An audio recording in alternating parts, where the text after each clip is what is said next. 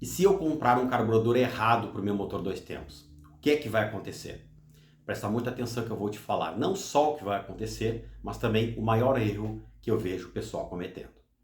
Imagine que o teu motor necessita de um fluxo de ar e combustível que seria o ideal para que ele trabalhasse na melhor performance dele, tendo a melhor mistura de ar e combustível possível. Sim, um carburador ele serve não só para alimentar o motor, mas também fazer a mistura correta de ar e combustível na proporção ideal que esse motor precisa. Mas para que isso aconteça, o carburador ele precisa ter um tamanho, ou seja, um diâmetro ideal para aquele motor em específico.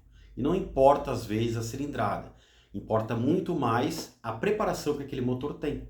Ou seja, um motor de 50 cilindradas pode admitir mais ar e combustível do que um carburador para um motor de 80 cilindradas, por exemplo, que não tem nenhum tipo de preparação. Então é mito achar que a cilindrada é o que manda no tamanho do carburador.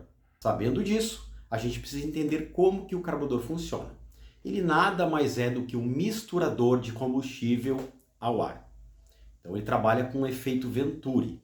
E ele precisa de uma certa velocidade de ar passando ali pelo Venturi do carburador, que é justamente nos carburadores convencionais, onde está a agulha, é ali que o ar passa e carrega junto o combustível. Imagine que tu tem um carburador grande. Esse carburador ele vai ter uma velocidade de ar menor passando por ali. Então, consequentemente, não vai conseguir fazer com que o combustível suba, né, e faça o efeito Venturi corretamente e a correta mixagem entre combustível e ar.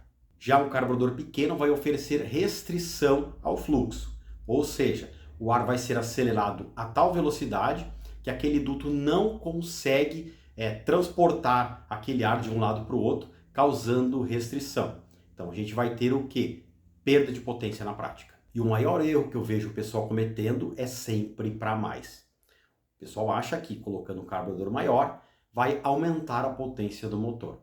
Em parte, sim, se aquele motor tinha alguma necessidade a mais de fluxo, realmente vai ganhar potência.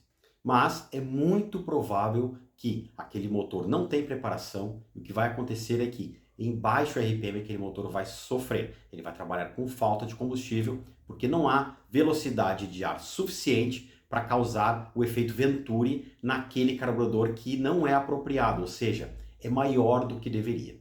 A consequência disso é que não há como fazer um ajuste correto desse carburador, já que o Venturi dele não está trabalhando corretamente. E na prática, a gente vai ver motores travando. Por quê? Porque normalmente em baixa velocidade o motor não tem uma refrigeração adequada, já que não há ar passando pelas aletas do cilindro. E a gente vai ver motores trabalhando em regime constante, normalmente em baixas velocidades.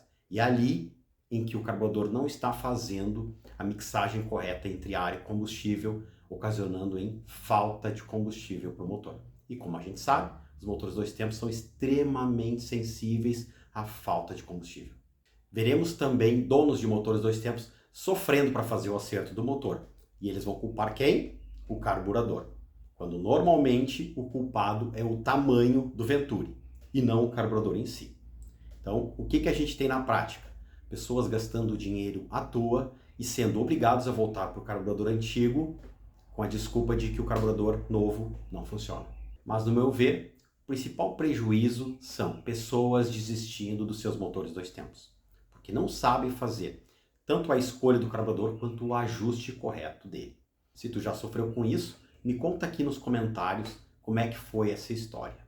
E se tiver interesse em aprender mais sobre carburação, eu fiz um vídeo completo onde eu explico o método que eu uso para fazer um acerto de carburação e afinação perfeita do motor. Eu deixei o link aqui na descrição.